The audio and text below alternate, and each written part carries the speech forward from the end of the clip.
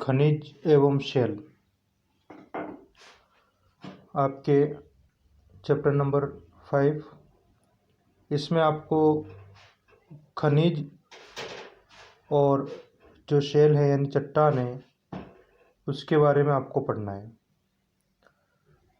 देखिए, इसमें पृथ्वी जो है वो विभिन्न तत्वों से बनी हुई है। इसकी जो बाहरी परत पर ये तत्व ठोस रूप में और आंतरिक भाग के अंतर्गत या आंतरिक परत में हम बात करें तो गर्म और पिघली हुई अवस्था में पाए जाते हैं। पृथ्वी के संपूर्ण प्रॉपर्टी का लगभग 98% भाग जो है वो 8 तत्वों से मिलकर बना है और ये तत्व आपको नोट करने हैं, इम्पोर्टेंट है आपके, जिसमें ऑक्सीजन, सिलिकॉन, एल्यूमिनियम, लौह, कैल्शियम, सोडियम, पोटेशियम, मैग्नीशियम जो तत्व हैं, इनसे हमारी जो पृथ्वी है उसकी प्रॉपर्टी का 98% भाग निर्मित है। बाकी जो शेष 2% भाग जो है वो titanium, hydrogen, phosphorus, manganese, sulphur, carbon और निकिल और अन्य पदार्थों से बने हुए हैं। तो यहाँ पर आपको जो ध्यान रखना है वो विशेष बात ये है कि हमारी जो पृथ्वी है उसकी जो प्रॉपर्टी है, प्रॉपर्टी का मतलब कि जो हमारा जो जहाँ पर हम निवास करते धरातल का जो ऊपरी भाग है उसका 98% भाग जो है 8 तत्वों से बना है।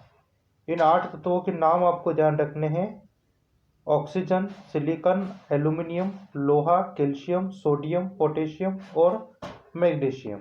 बाकी अन्य जो 2% भाग जो हैं वो titanium, hydrogen, phosphorus, manganese, sulphur, carbon, nickel और अन्य पदार्थ जो हैं वो इसके अंतर्गत आते हैं। ये जो पदार्थ होते हैं, ये जो तत्व जो हैं जिनसे हमारी भू प्रॉपर्टी का निर्माण हुआ है, ये अलग अलग नहीं होते हैं। ये क्या होते हैं, ये सामान्यतः एक दूसरे तत्वों के साथ में पाए जाते हैं या एक दूसरे तत्वों के साथ मिलकर विभिन्न पदार्थों का ये निर्माण करते हैं।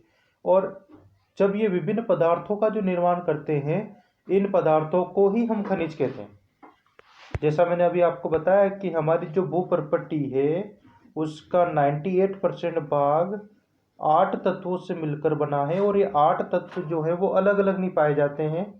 ये जो तत्व हैं वो आपस में एक दूसरे के साथ पाए जाते हैं और इन्हीं को हमने क्या कहा है, खनिज कहा है। तो यहाँ पर ये आपके सामने जो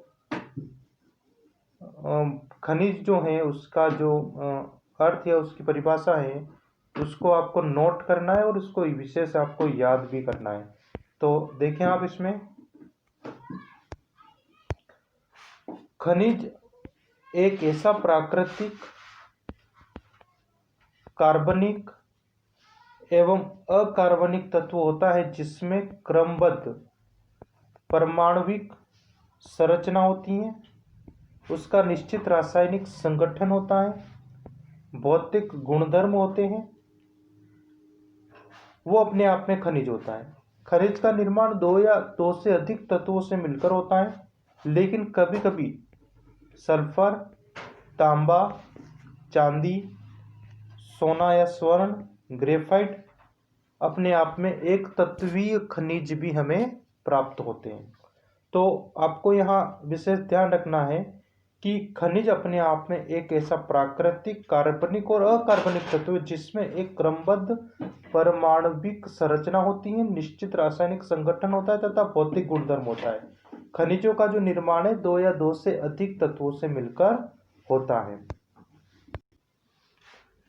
हमारा जो स्थल मंडल है उसका निर्माण करने वाले तत्वों की संख्या काफी कम है, लेकिन आपस में उनका संयोजन जो है वो विभिन्न तरीकों से होता है, जिससे खनिजों की हमें अनेक किस्में जो है वो प्राप्त होती हैं।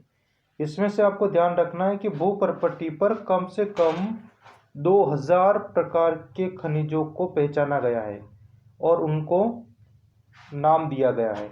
तो ध्यान रखिए आप कि लगभग हमारे जो स्थल मंडल पर या भूप्रपटि पर कितने प्रकार के खनिजों की खोज अब तक हो चुकी है, तो 2000 प्रकार के खनिजों की खोज हो चुकी है। इनमें हम बात करें,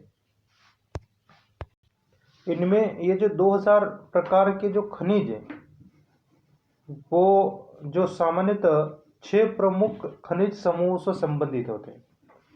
ये जो खनिज है वो सभी 6 प्रमुख खनिज समूहों से संबंधित होते हैं, जिनको शैलों का निर्माण करने वाले प्रमुख खनिज माना जाता है। तो चट्टानों का या जो शैलों का जो निर्माण होता है वो 6 प्रमुख खनिज समूह से होता है, और इन्हीं से विभिन्न प्रकार के खनिजों की उत्पत्ति को माना जाता है। इसमें आपको एक चीज और ध्यान रखनी है, भौतिक विशेषता और स्वभाव के आधार पर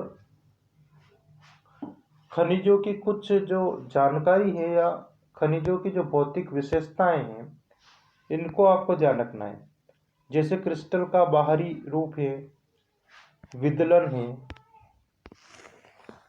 विभंजन है, चमक है, उनका रंग है खनिजों का। इसके अलावा धारियां, पारदर्शिता और संरचना, कठोरता, ये आपको ध्यान रखना है।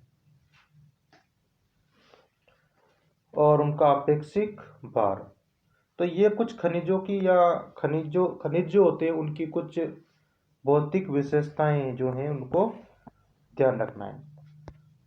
अब हम बात करते हैं जो खनिज हैं उनका मूल क्या है, उनका मूल जो स्रोत है वो क्या है। तो देखिए आप, पृथ्वी के आंतरिक भाग में पाया जाने वाला जो मैग्मा है वो सभी खनिजों का मूल होता है। जितने भी खनिज है उनका मूल जो स्रोत है वो क्या है, वो मैग्मा है, ध्यान रखना है। इस मैग्मा के ठंडे होने पर खनिजों के क्रिस्टल बनने लगते हैं, और इस प्रक्रिया में जैसे जैसे मैग्मा ठंडा होकर ठोस सेल बनता है, खनिजों की क्रमबद्ध श्रृंखला का निर्माण होने लगता है। कोयला, पेट्रोलियम और प्राकृतिक गैस जैसे खनिज कार्बनिक पदार्थ हैं, और ये ठोस, तरल और गैस अवस्था के अंतर्गत हमें प्राप्त होते हैं। या खनिजों के कुछ प्रकार हैं, जैसे धात्विक खनिज और अधात्विक खनिज में बांटकर हम इनको देखेंगे। धात्विक खनिज में आप देखें तो इनमें धातु तत्व होते हैं, और इनको जो है 3 प्रकारों में हम इनको रखते हैं। एक होता है इसका बहुमूल्य धातु, जिसमें सोना, चांदी और प्लेटिनम आता है। एक होता है लौह धातु, लौह और स्टील के निर्माण के लिए लोहे में मिलाई जाने वाली अन्य धातु इसमें आ जाती हैं। और एक होता है अलौहिक धातु, इसमें तांबा, सीसा, जिंक, टीन, एल्यूमिनियम जो है वो इसके अंतर्गत आते हैं। अधात्विक खनिजों की हम बात करें तो जिसमें धातु का अंश नहीं होता है, अधात्विक खनिज होते हैं। तो इसमें हम देखें तो गंधक, फास्फेट और नाइट्रेट जो है वो अधात्विक खनिज है। सीमेंट जो है अधात्विक खनिजों का मिश्रण है, ध्यान रखना। अधात्विक खनिजों का जो मिश्रण है वो क्या है, सीमेंट है। तो यहाँ तक आप जो चीज़ें बताइए उनको आप देखें। अगली क्लास में हम जो शेल है, चट्टान है, उसके बारे में विस्तृत रूप से अध्ययन करेंगे।